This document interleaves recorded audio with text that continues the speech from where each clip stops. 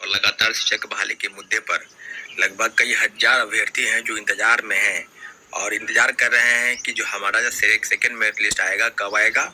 और जो खबरें निकल कर आ रही है कि जो लगभग 5000 सीटों के आसपास जो अभी तक सीट खाली हुआ है, तो हम लोग का भी अनुमान है लगभग 17-18 जिलों से जो सूची है जिला शिक्षा पदाधिकारी के ऑफिस से, वो सूची जो है शिक्षा विभाग और बीपीएससी को मिल गया है।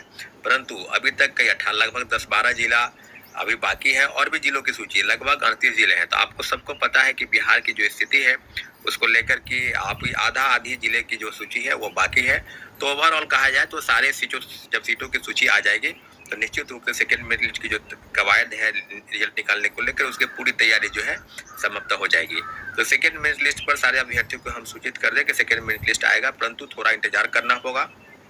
आप सबको पता है कि 10,000 से ज्यादा लोग ज्वाइन नहीं किए, उसके बाद कई हजार लोगों की सूची इस बात को लेकर है कि उनके पास फर्जी प्रमाण पत्र है, उन पर भी कार्रवाई की जा रही है।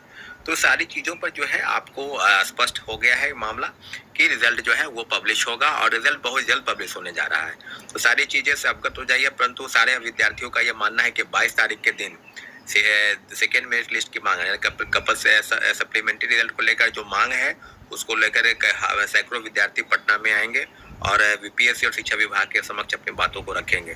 तो निश्चित रूप से 22 तारीख के दिन आप लोग आइए पटना और अपनी बातों को मजबूती के साथ रखिए।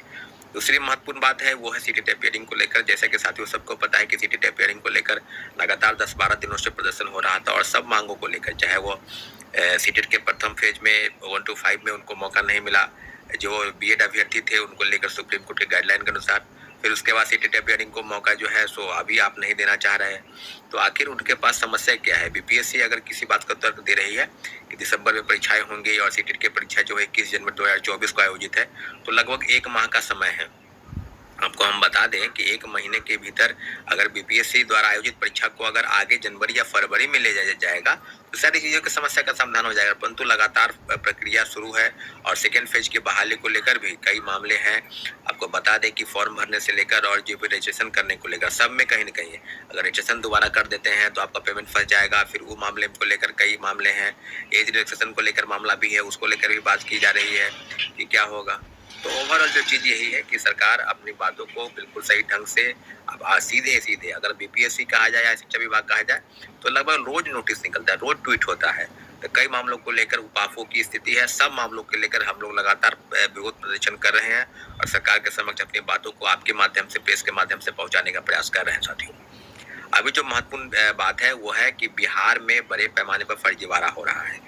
आपको कई लोगों की सूची मेरे पास आई है, आपको किशनगंज हो, कटिहार हो, अररिया हो, और अभी एक सूचना आई है कि आपको सुपौल जिले से आई है, किशनपुर ब्लॉक निशा कुमारी का अभ्यर्थी हैं जिन जो सीटेट फेल हैं और उनको पैसे लेकर ब्लॉक स्तर पर, बीईओ स्तर पर उनको पैसे लेकर उनकी नियुक्ति किया गया है। तो इस मामले को काफी गंभीरता से हम विचार कर रहे हैं और निश्चित रूप से इस मामले को हम निश्चित रूप से चुनौती देंगे और आने वाले समय में जो चीजें होंगी या होने वाली है सब पर हम ब्रीफिंग करेंगे। आपको बताते चले कि आने वाले समय में क्या होगा और आने वाले चीजें जो है उसमें है कि बड़े पैमाने पर जो फर्जीवाड़ा हो रहा है या हो रहा है उस पर 1 to 1 सब लोगों की सूची जो है हम शिक्षा पदाधिकारी, जिला शिक्षा पदाधिकारी के स्तर से और दूसरे स्तर से बीपीएससी या शिक्षा विभाग सबको एक सूची सौंपी जाएगी, उसका भी ड्राफ्टिंग हो रहा है। तो आपको बताते चले कि पैसे लेकर अगर नियुक्ति प्रक्रिया अगर आप पूरी कर रहे हैं इस बात से आप सावधान हो जाइए कि हम लोग छोड़ने वाले नहीं हैं। कई मेरिटधारी जिनका रिजल्ट है, जिनको जो प्रतीक्षा सूची में इंतजार कर रहे हैं कि हमारा रिजल्ट आएगा और सीटेट और बीएड कई फर्जी प्रमाण पत्र के आधार पर आप नियुक्ति पा लिए हैं, तो इन सब मामलों को लेकर लगातार विरोध हो रहा है। कई जिलों से सूचनाएं आ रही है, परंतु अगर पैसे लेकर इस तरह की चीजें होंगी तो बिहार की शिक्षा व्यवस्था कैसे बदलेगी? आज हम बात कर रहे हैं और कल फिर किसी चीज को लेकर और भी कई मामले हैं। कंप्यूटर साइंस के मामला था, उसमें भी काफी फर्जीवाड़ा हुआ।